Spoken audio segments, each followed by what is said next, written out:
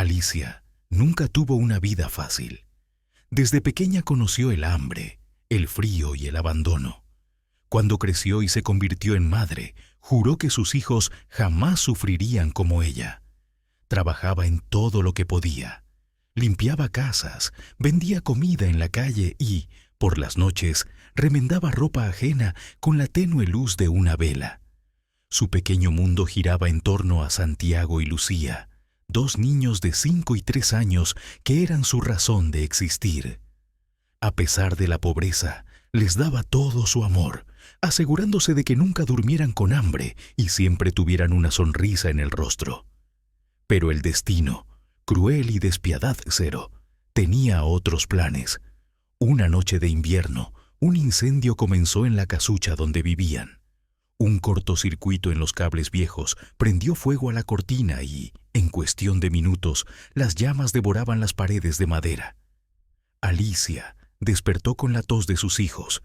El humo espeso hacía que sus pulmones ardieran, pero no pensó en sí misma.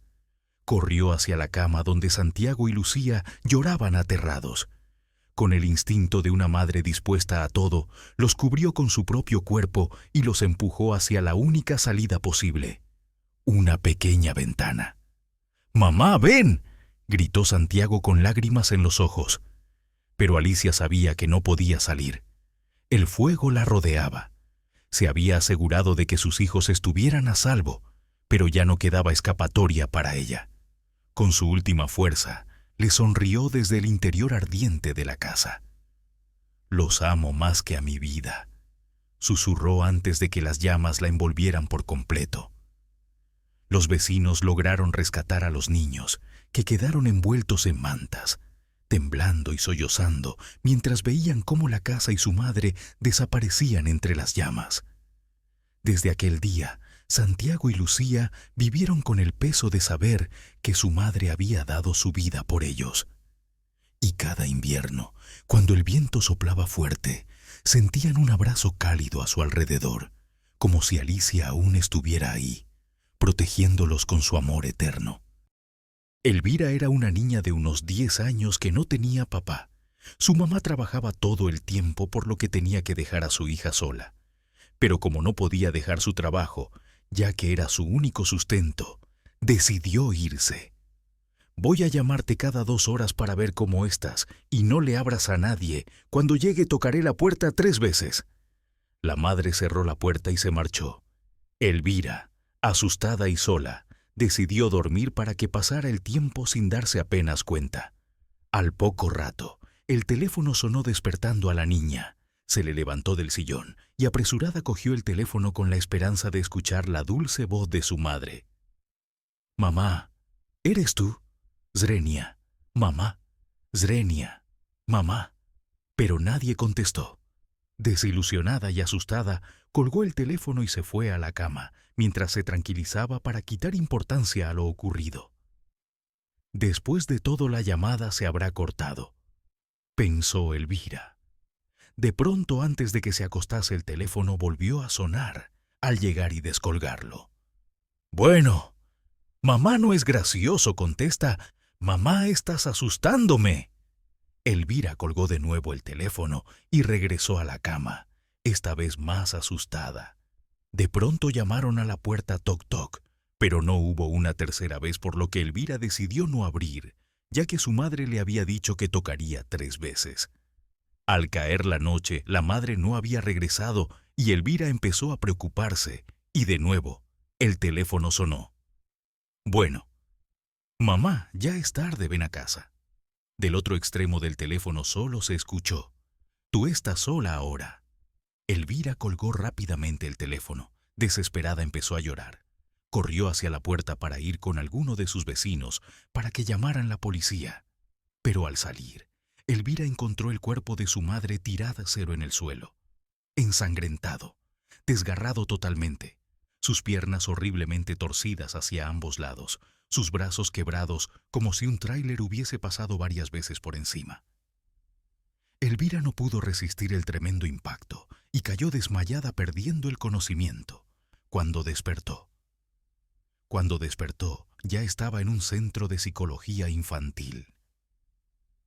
aunque la ayudaron a superar la traumática experiencia.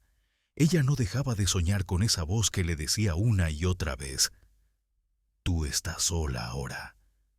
Los psicólogos creían que Elvira había sido la culpable de la muerte de su madre, pero Elvira pensaba que eso no era cierto. Elvira quería mucho a su madre y soñaba todos los días con ella. Hoy, aunque han pasado 10 años de aquel trágico incidente, Elvira sigue en tratamiento y totalmente traumatizada en un centro psicológico. ¿Qué cómo sé todo esto? Influential, simplemente porque yo soy Elvira y quiero decirte a ti que estás leyendo estas líneas. Tú estás sola ahora. Me siento como un pájaro atrapado en una jaula oscura y húmeda. Mi cuerpo lucha desesperado por escapar de este lugar asfixiante, pero no puedo. Si alguien me oye, si alguien puede ayudarme, por favor, déjenme salir. Soy Elena. El aire aquí es pesado y putrefacto, impregnado con un hedor que revuelve el estómago. Algo viscoso y frío recorre mi piel. Siento el movimiento de diminutas patas, un ejército de insectos que profanan mi carne. Cada fibra de mi ser grita en un frenesí de terror, pero mis alariceros se pierden en este abismo. Hoy debería haber sido el día más feliz de mi vida. La mañana había comenzado como un sueño. Mi madre y mis hermanas acudieron temprano para ayudarme con los últimos detalles. Mientras me peinaban y maquillaban, hablaban con entusiasmo, iluminadas por la emoción. Yo solo pensaba en él, en Braulio, el hombre con quien soñé compartir mi vida. Les pedí un momento a solas. Deseaba admirar mi vestido en silencio, envuelta en la magia del instante. Me puse el traje nupcial con delicadeza, dejando que el encaje abrazara mi figura. Al mirarme al espejo, sentí una mezcla de nervios y júbilo. Estaba radiante. «Ya abajo, no se desesperen», respondí cuando comenzaron a llamarme desde la planta baja. Con el corazón latiendo como un tambor, comencé a descender las escaleras. Nunca había usado tacones tan altos, y cada escalón era un desafío. Sin embargo, cuando levanté la mirada y vi sus rostros, sus lágrimas de emoción me impulsaron a apresurarme. Fue mi error. Un paso en falso. Mi pie quedó atrapado en el dobladillo de mi vestido y todo se desmoronó. Sentí el impacto seco contra mi cabeza y luego oscuridad. Al principio, oí los gritos de mi madre como ecos distantes, pero pronto se desvanecieron en un abismo de silencio. Después, apareció una luz cegadora que lo consumió todo. Cuando desperté, no estaba en mi hogar ni en la iglesia donde debía casarme. Estaba aquí, en este lugar angosto y hediondo. De repente, una voz ronca y burlítona quebró el aire. «Estás muerta, hermosa Elena. Nadie puede ayudarte». La piel se me erizó y un grito desgarrador escapó de mi garganta. La voz era inhumana, un susurro cargado de malevolencia. «No es cierto. ¡Estoy viva!», grité entre sollozos. «Oh, pobre ingenua», respondió con un tono mordaz. «Hace 3 largos años que falleciste. ¿No lo recuerdas? El olor a putrefacción es el de tu propio cuerpo descomponiéndose. Los gusanceros y cucarachas que sientes han estado devorándote desde entonces. La verdad me golpeó como una tormenta furiosa. 3 años. 3 años atrapada en un ataúd, con mi vestido de novia como única compañía. Morí el día de mi boda, arrastrada por el destino más cruel. Pero no puedo descansar. Mi alma no encontrará paz hasta que Braulio venga por mí. Espero ansiosa el día en que mi prometido cruce el umbral de esta otra vida. Mi cuerpo ya no es el que era, pero sé que me reconocerá. Y cuando lo haga, por fin cumpliré mi sueño. Lucir mi vestido frente a él y, con lo que queda de mi voz, susurrarle una única palabra. Fue en el año de 1990, si mal no recuerdo. Yo trabajaba como taxista en Tepic, Nayarit. En aquel entonces tenía 18 años y solía conducir por las noches, ya que compartía el taxi con otro chofer. Él trabajaba de 6 de la mañana a 6 de la tarde, y yo lo manejaba por las noches. Una noche, como cualquier otra, estaba trabajando sobre el libramiento carretero de Nayarit, a la altura de los tanques de melaza. Es un punto conocido por la mayoría de la gente, pues allí almacenan la melaza de la molienda de los molinos de caña, y en la zona hay muchos moteles. Iba circulando en el taxi cuando un joven, afuera de un motel, me hizo señas para solicitar el servicio. Me dijo que iba a un pueblo fuera de la ciudad, a unos 20 o 25 kilómetros de Tepic, rumbo a la costa, llamado El Jicote. Pactamos el precio y comenzamos el viaje. Lo llevé hasta su destino sin problemas. Para entonces ya pasaban de las 3 de la madrugada. Lo dejé en su pueblo y emprendí el regreso a Tepic. A unos 6 o 7 kilómetros antes de llegar a la ciudad, pasé por un pequeño pueblo llamado El Rincón, donde hoy en día está el Centro Federal de Readaptación Social. Cerca de allí hay un paradero de tráileres llamado La Cumbre. Antes de llegar a ese paradero hay otro mirador llamado el Mirador del Águila, un lugar popular para tomarse fotos y pasar el rato con la familia, pero también un sitio donde han ocurrido muchas muertes. Mientras conducía en la madrugada, tomé una curva antes de llegar a la cumbre. Desde lejos, distinguí la silueta de una mujer parada al pie de la carretera. Al principio no me asusté, pues pensé que se trataba de una trabajadora nocturna que ofrecía sus servicios a los tráileros. Al salir de la curva y acercarme más, encendí las luces altas del taxi y comencé a iluminarla de abajo hacia arriba. Recuerdo claramente que llevaba una minifalda, tenía la piel blanca, casi pálida, y usaba zapatillas. Todo parecía normal hasta que la luz alcanzó su rostro. Tenía el cabello rubio, pero no tenía facciones. No tenía ojos, nariz ni boca. Tampoco cejas. Su cara era completamente lisa. El miedo me invadió de inmediato. Un escalofrío recorrió todo mi cuerpo y aceleré la marcha. Al pasar frente a ella, sentí su mirada sobre mí, aunque no tuviera ojos. Sabía que me estaba viendo. Cuando la dejé atrás, miré por el retrovisor y la vi parada a mitad de la carretera, observándome fijamente. En ese momento, cubrí el espejo con mi mano para evitar verla más y mantuve la vista fija en el camino, sin detenerme ni voltear atrás. Para calmar mi miedo, comencé a cantar en voz alta. Aceleré aún más y seguí cantando, tratando de ignorar el horror que acababa de presenciar. Al llegar a Tepic, decidí irme a descansar.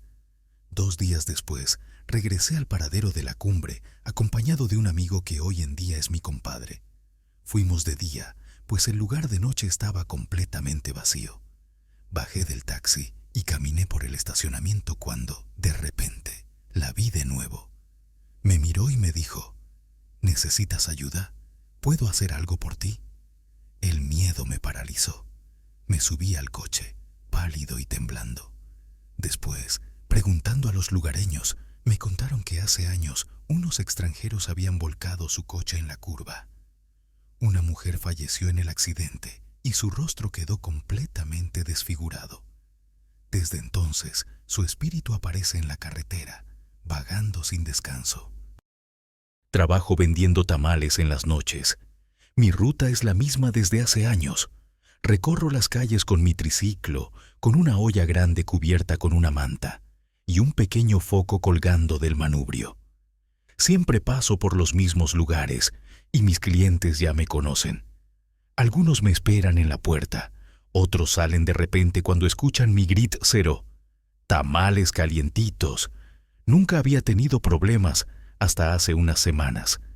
Todo comenzó una noche, cuando me detuve en un callejón al final de la colonia.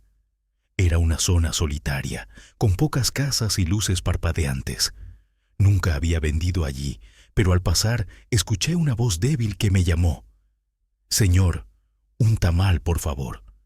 Me detuve y miré alrededor. A unos metros, En la sombra de un portón de madera vieja, vi a un niño delgado, con ropa desgastada y sucia. Claro, ¿de qué lo quieres? De mole, por favor. Abrí la olla y tomé un tamal. El vapor subió en la oscuridad mientras lo envolvía con cuidado. Cuando me giré para dárselo, el niño ya no estaba.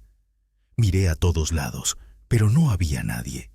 Dejé el tamal sobre el portón, pensando que tal vez se había escondido. No le di más importancia y seguí mi camino. Al día siguiente, en el mismo lugar, escuché la misma voz. Señor, un tamal, por favor. Esta vez lo vi más de cerca. El niño seguía con la misma ropa sucia, pero sus ojos parecían más hundidos. ¿Dónde vives?, pregunté, tratando de ver si alguien lo cuidaba. El niño bajó la mirada y susurró. Tengo frío. Me recorrió un escalofrío. Saqué otro tamal y lo puse en sus manos. Estaban heladas, como si hubiera estado afuera por horas. Antes de que pudiera decir algo más, el niño dio media vuelta y se perdió entre las sombras. Al día siguiente, conté lo ocurrido en la panadería donde compro bolillos para los tamales. Doña Rosa, la dueña, se quedó en silencio un momento y luego dijo: ¿Cómo era el niño? Se lo describí y su rostro cambió. Hace años, un niño vivía en esa casa. Murió de hambre cuando su madre lo dejó encerrado. Nadie lo supo hasta que fue demasiado tarde. No supe qué decir. Esa noche, cuando pasé por el callejón, el niño ya estaba ahí. Señor, un tamal, por favor. Sentí la garganta seca, pero asentí y saqué otro tamal. Esta vez, cuando lo tomé, su mano tocó la mía. Era un frío que no era normal, un frío que no venía de esta vida. El niño me miró fijamente. Es el último, susurró. No entendí lo que quiso decir. Se llevó el tamal al pecho como si lo abrazara. Esa noche fue la última vez que lo vi. Nunca más volví a escuchar su voz en el callejón. Desde entonces, cuando paso por ahí, la casa sigue igual de vacía, pero a veces el viento trae un leve olor a tamales, como si alguien aún esperara su cena.